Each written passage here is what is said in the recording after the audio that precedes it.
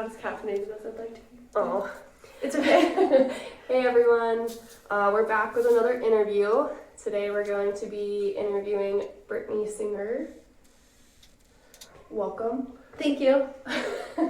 So just like last time, we'll have Brittany share her story, different parts of her life, how it impacted her mental health, and how she has different things she's done to like cope with it.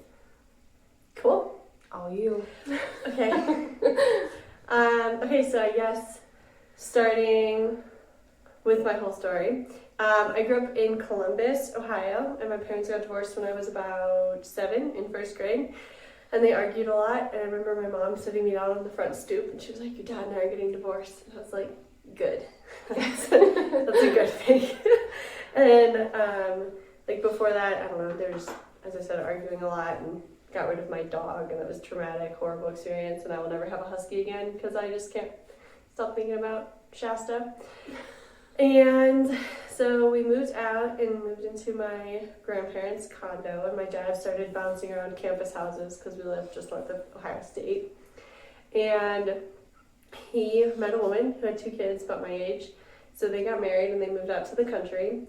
And my dad runs his own business. He's a stone carver, so he's kind of like an artist, and he's always been eccentric, big drinker, smokes a lot of weed, always has, way before it was legal.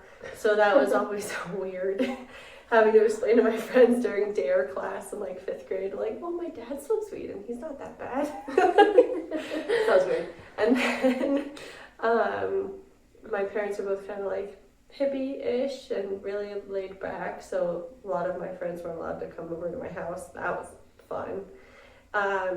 And then in high school, I went to one of the most expensive schools in Columbus. I had more scholarships for high school than I did for college. That's so pretty interesting.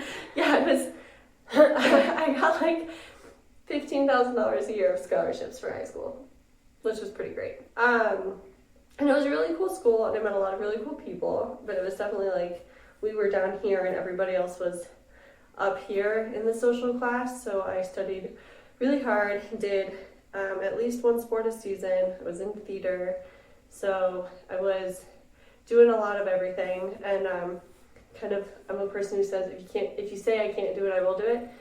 And so everybody was like, "You can't go to that school, it's too expensive." And I was like, "Watch me." And then they were like, "You can't do a sport every season, you're gonna be too busy." And I was like, "Let's try it." So that happened, and then where everything started, kind of where I started hitting reality, was when I went to go to college. I got into like the top engineering schools. I got into Purdue, Virginia Tech, a bunch of others, and I was kind of like debating the 2 of those. They were both out of state. Virginia Tech would have been cheaper because they would have given me a little bit more money. And I decided on Purdue because I was like, Purdue is prestigious, I should go there. And 2 weeks before move-in day, my financial aid got completely pulled because it turns out my dad filed his taxes wrong and had been filing them wrong for the last like 10 years. So they were like, "Yikes, you can't actually go here." And then Virginia Tech never noticed. And I was like, I should have accepted Virginia Tech. Like, what's wrong with me? So 2 weeks before move-in, I had my roommate, my meal plan, my orientation, my schedule set. I ended up having to go to like a public school that had rolling admission, that was mostly a commuter school, that was just like not where I wanted to be, in Dayton, Ohio. Not a big fan of Dayton either. And it was pretty horrible, and it was really depressing. And then I met some really good friends, and my boyfriend, who I ended up dating for the next like 6 years on again, off again, abusive relationship, which was also not great. And then after 2 years of going to school there, I was like, I'm transferring to either Ohio State or down south to Miami University, still in Ohio. And I ended up transferring to Miami. I need to go to the school I wanted to go to for something that was completely out of my control, even though I'd worked my butt off all through high school. Really sucked. And then going to Miami, and my boyfriend at the time, everybody thought he was really cute and was flirting with him nonstop, including friends of mine that I went to high school with. One time I was at his house, and this girl who was on way too much Adderall for her day was like 3 o'clock in the morning. She's like, "I just went for a run. I showed up here, and I'm like, why are you here? Like, 8 to 2 o'clock in the morning in my boyfriend's apartment. We have neighboring apartments. Like, what is going on? That was super fun to deal with. And then when we broke up and I went back to Columbus, I lived with my mom for a little bit. And had a good job, went to an in-state school, didn't have that much debt, and Columbus was really cheap. So I managed to, for the same cost of a down payment for an apartment, I just bought myself a cheap house in a not great neighborhood and lived there for a couple of years, and it was cute and wonderful. And then COVID happened, and my boyfriend slash fiance was like, I want to move to Colorado. And I was like, let's do it. We have a wedding turner office in Colorado, sure. So even though I guess we didn't, like, the mountains were great, we wanted to come to Colorado, we liked being outside, there was no like, we hate Columbus, let's get out. It was just like, let's try something new. So we moved to Colorado in COVID, April of 2020 to be specific, and I wasn't even sure if we were going to be able to like drive across the country at that point. Like, I was on the phone with the boss, like, are you sure you want me to start May 4th? Like, this, could I even drive there? Is that allowed? I don't know. And then we got here, and I loved where we worked in Columbus. I loved my coworkers. I loved the jobs I was on. I had a ton of responsibility. I was like myself, bubbly, all fun. And then we moved here in the pandemic, and I got put on a job with Alyssa, which was fun, but like really small, and I didn't really know anybody, and then nobody really knew me, and I had some friends, and we're usually really social people, and it just was really hard to adjust. And then COVID started kind of coming to a close. People started opening up a little bit more, but I think there was still this like, nobody knew who I was. I'd been here for a year and a half at that point, and like hadn't met half the people in person, and it was really hard. I had to feel like I was like proving myself again, even though I had already proven myself once before for the same company, which is really frustrating. And then we got married, pregnant, had a baby, and then I had a baby in October of 2021, which was great. And my husband took off like 4 weeks, so we were home, everything was peachy. And then when he started going back to work, we were like, no, this is not working. Like, we can't afford childcare. Colorado is expensive. We're just taking on debt like crazy. Luckily, our insurance was really good, so we didn't have a lot of hospital bills. But I had a C-section that didn't go as planned. The whole birth didn't go as planned. I told them from day one that I was going to go at least a week over my due date. And I'm a pretty high-stress person, drink a lot of caffeine. So 2 days before my due date, I went in for my 40-week appointment at like 2 o'clock in the afternoon after a large coffee and some stressful traffic, and they're like, your blood pressure's high. I was like, give me 12 hours. I'll come back tomorrow. It won't be high, I promise. And then they're like, well, we'll just run some tests. And so we went to the hospital, and they're like, you ready to have a baby? And I was like, absolutely not. It's not even my due date. Nope, baby's not ready. I'm not ready. Trust me, it's not happening. But they were like, well, you could die any minute. You could have preeclampsia. You don't know for sure, but you could, which is really serious, and preeclampsia is really bad. And if you have preeclampsia, you can get eclampsia, and then you can just like have a stroke and die in the middle of childbirth. So it's like pretty serious. And my husband was like, I don't want you to die. And I was like, I'm not gonna die. I'm telling you, I know my body. My blood pressure's not high. I don't have preeclampsia. Let's go home. But they pressured me to stay. And then one of the nurses, like first night, walked into the room and just started laughing. She was like, you have low blood pressure. And I'm like, why am I here? Like, you haven't induced me. Like, you haven't done anything. Let me leave. And they're like, no, you can't leave unless it'd be against medical authorization. I was like, okay, this sucks. So then 72 hours later, eventually I was like, I'm tired. This is annoying. It's officially my due date. Let's just get a C-section to get this baby out of me. Like, everything was fine. My blood pressure was fine. His heart rate was fine. Whatever. So we did that, and then my healing was fast. Like, all of that was fine. It was just the whole fact that, like, my intuition told me not to go to the hospital, not to go at all. If I went, I was going to get a C-section, that my body wasn't going into preeclampsia. My blood pressure wasn't actually high, and I just didn't need to be there. And it was right, and everybody else was wrong, and that was very annoying. And then after we had Everett, stuff like that just continued to happen at work, at home. I'd be like, we need to put a coat on the baby. And my husband's like, we don't need to put a coat on. What do you know? We go on a hike, he's shivering, he's crying. I'm like, just fucking put a coat on the baby. Why don't we just listen to our guts every once in a while? And then when I would get to work, I started doing a new job. And so same company, different role. Instead of being a project manager, I was going to all these different jobs and seeing how I could help if there were common mistakes that other projects were making, like what I could do to just be a helpful person. And I like teaching people, and it was more like a teaching role. And I would come up with these ideas, and people would just be like, we tried that 15 years ago, and it didn't really work. And I'm like, 15 years ago, you didn't even use computers for construction. Like, can we try again? Things are different. People are different. And it was just like a lot of pushback. And then that just made my postpartum depression spiral out of control. Because I was like, I have no control over my birth, no control over what's happening. Like, I'm not happy with my job. Why are we here? We can't afford childcare. Our family's in Ohio. And we're essentially alone with some really good friends. But, like, everybody's busy. Like, what are we doing? And I hate my job, so why are we here? We're only here for my job because my husband quit his job to stay home with the baby. So that was interesting. And then with work, we were starting to get off on a good foot, and my boss was like, I'm actually going to send you to this project full time because so-and-so quit, and I know what's best for your career, so you're doing it. And I was like, do you know what's best for my career? Because you don't know me at all. You've never taken the time to get to know me. Like, you think you know me. You don't. And he would always compare me to this other woman in another office who has 2 years of experience on me. Like, I was around for 6, she was around for 8. And he's like, well, you're not quite her. And I'm like, well, she has a really good boss. Like, who supports her and stands up for her and has her back and empowers her. I can't be like her with you. Okay. So it kind of sucked being compared to somebody that you know you're pretty close to. And like, she and I are friends, and we have the exact same mindset on a lot of stuff. So somebody telling you that you are who you are, but you're not, is just frustrating. And then being put on that project for, I think it ended up being like 6 or 7 months.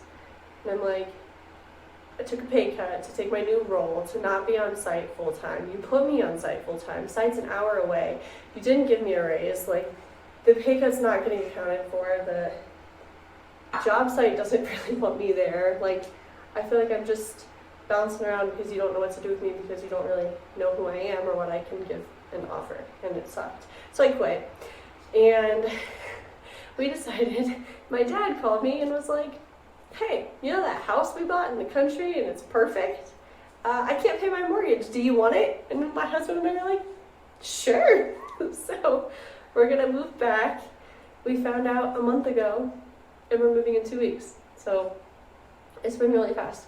And now this house that we planned on keeping for like 10 years, we're trying to flip in 2 weeks and not work.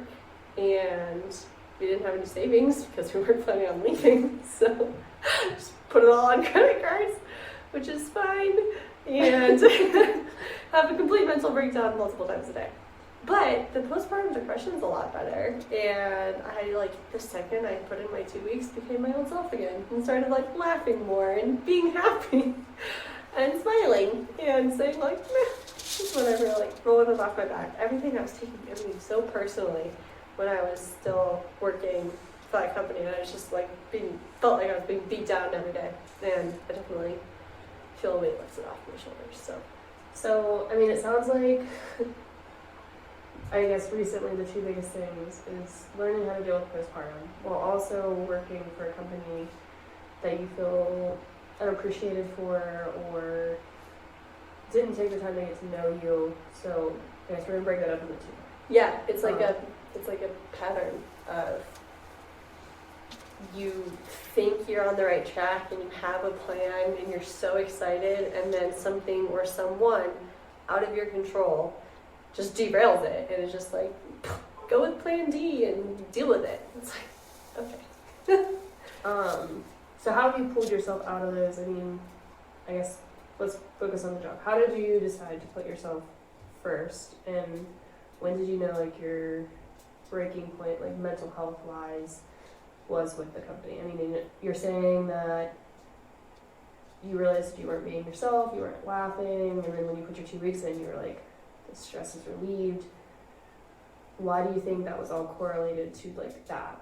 Yeah, I think I wasn't super happy when I was put on this small job when I first moved to Colorado. And I know I told you multiple times because we worked together, like, there's another role, and I would really like to train people and be talking to people more. And it's in Columbus, but they don't have it here yet. And so I think switching roles was a way for me to try to do that, try to not quit, but like change my mindset, because I was like, I'm miserable. I want to do something else. I like the company. This role exists. Like, let me try it. So I was trying to just like, I'm not afraid of change, clearly, but I was trying to just like make a change without quitting, because I felt like I had a really good career trajectory. And then when that started to not go as planned and I was put on this job, I started thinking like, do I need to just completely quit and maybe I'll just go work for another contracting company in Colorado? So I started taking interviews and I was following through, and it triggered something in me when everything happened with Tyler, and they said they were supportive with you and they wouldn't tell our team anything. And that's fine. It's a tricky line. But like, we are close. And some of our team members knew what happened and some of them didn't, and it caused all this strife. And I was like, we don't have an HR department, but for stuff like this, we should definitely have somebody to talk to, like a protocol. And they kind of just said they agreed and still haven't done anything about it. And then when it came to the job I was on, the job I was doing is I was supposed to be managing quality control. And when I would bring up something about quality, and I'd be like, why are we installing carpet when we haven't even finished putting everything above head? Like, we're gonna just mess up the carpet. It doesn't need to happen right now. The job's not gonna end for 8 more months. Like, why are we doing this? You're just gonna mess it up and have to do it again. They're like, well, because the schedule says so. I'm like, can we just think for a second? And then I realized that, like, if the leaders don't care, why do I care? Like, why do I care? I don't care. And so then I kind of came to this realization that, like, if they don't care and if not important to them, I don't need to break my back about it. It's not important to me either. I'm going to do the bare minimum, and I'm going to find another job for a company that does care and that, like, I actually share values with, because I feel like my values align with our core values and our mission statement, but I don't think that theirs do. And it sucked. And it was just like, okay, I know who I am, and you do not align with me.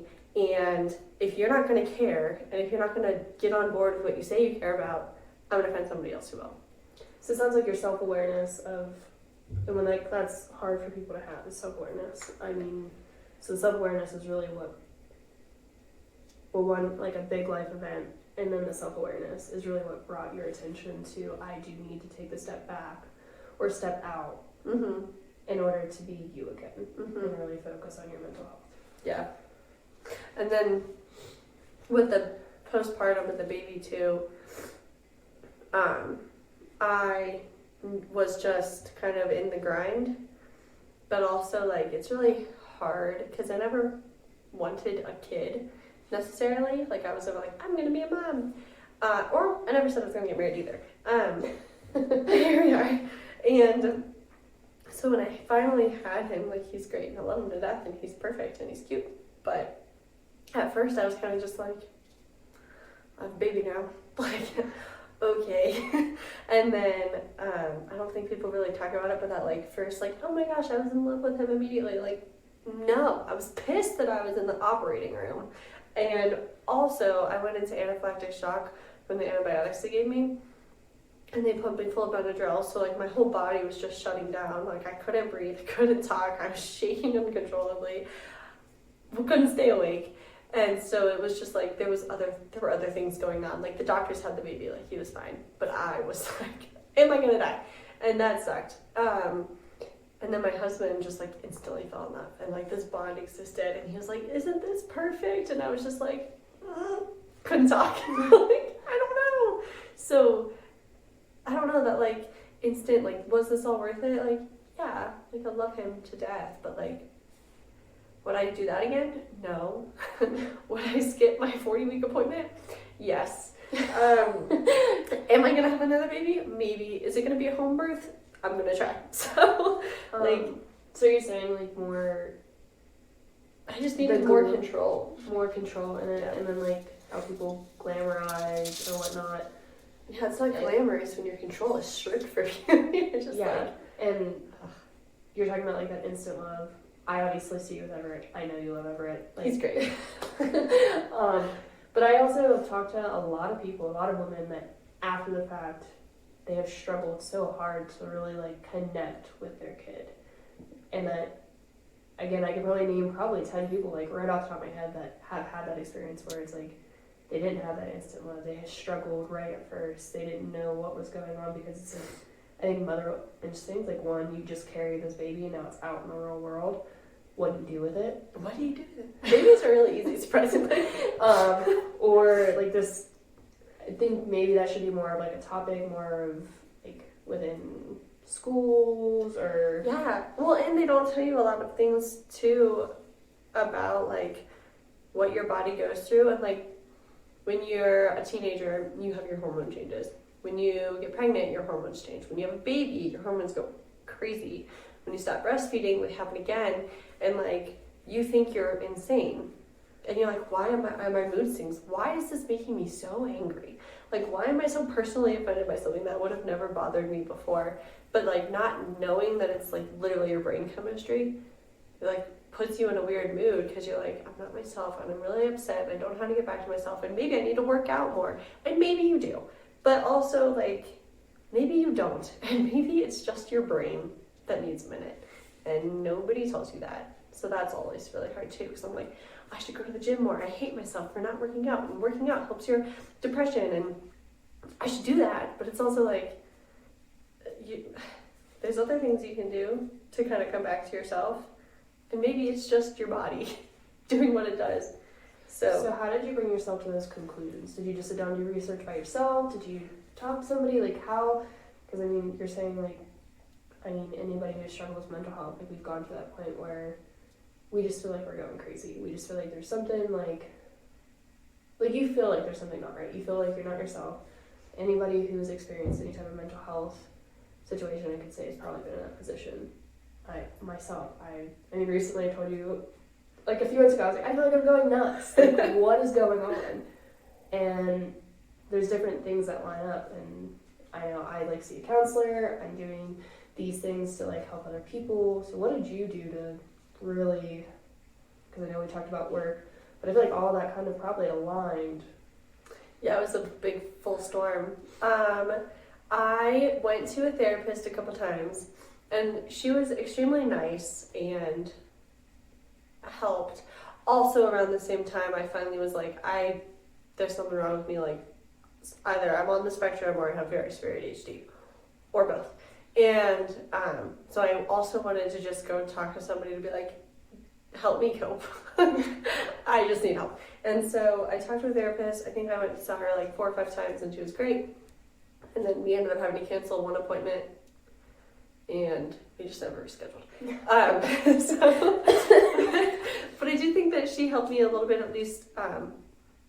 I was just like so frustrated with everything going on that I felt like at least I'm doing something for myself. Like, I probably should keep going, but I at least did one first step. And then after that first step, she kind of helped me work through like things to cope with my ADHD at work.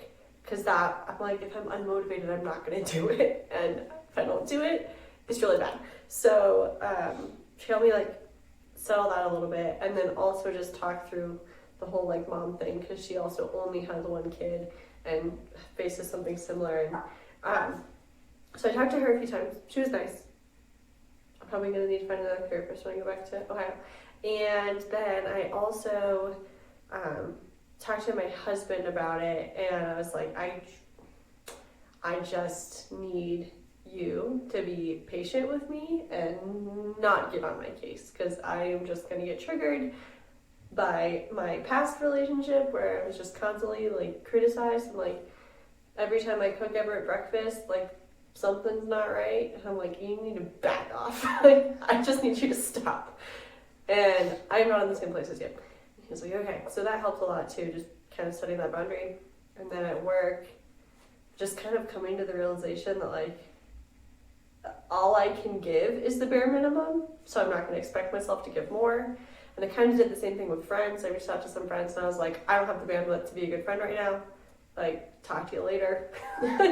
I just can't right now. And then, so I just kind of looked at everything that was on my plate and just tried to shed everything that wasn't super important.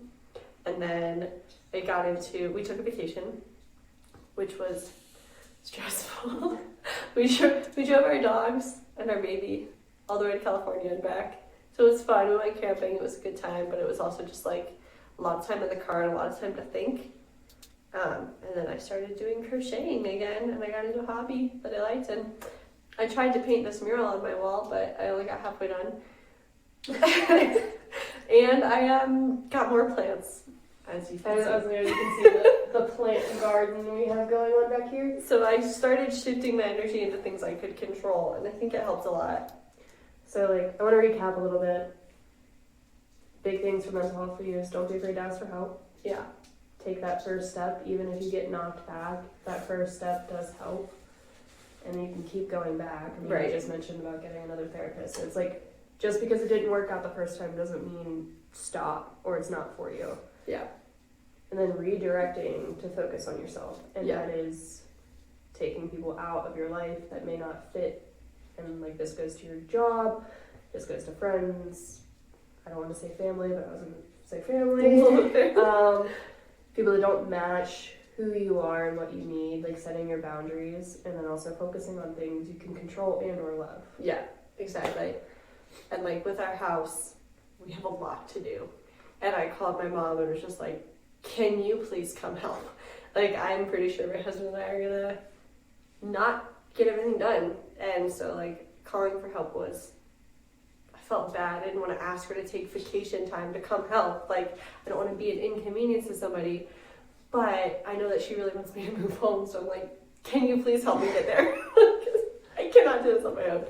So yeah, asking for help is definitely a big one, and being humble enough to know that asking for help, people want to help you. When somebody offers to help, they're not offering it. Sometimes they're offering it because they feel obligated to do it, but sometimes they really just want to help. So I honestly learned that recently too. That's a big thing for me. I struggle to ask for help. Even now, I still kind of stay to myself, kind of like, but I've seen people reaching out to me that I never thought would ever reach out to me. I mean, I can talk about coworkers, we've talked about that have just reached out because they haven't heard from me in a bit. So they're like thinking, like, there's people out there that you've impacted that you don't even know about. Just don't be afraid to reach out, don't be afraid to ask for help. And you can just sit and talk. Like, you don't have to go to a therapist, which I recommend. If you do need it, you should probably go to the therapist, or a counselor. Two different things. Counselors help you with life and they help you direct. Therapists are more of like, they diagnose you with stuff going on. But even if you just sit and talk to a friend, one of the biggest things I've learned is don't let it manifest. Just because you don't think they want to know the details or whatever you're going through, them just sitting there listening and you getting it off your chest is way better than you keeping it in. Yeah, I also think that sometimes I like to sit and think like, okay, what if? And in my case, they're usually good things. Like, what if I did go to Purdue? I mean, way more debt. I did an internship in Detroit for a car company because I was in mechanical engineering, and half of the kids I interned with went to Purdue. I could have had the same internships, way more debt, maybe even the same job. Like, would it have been worth it?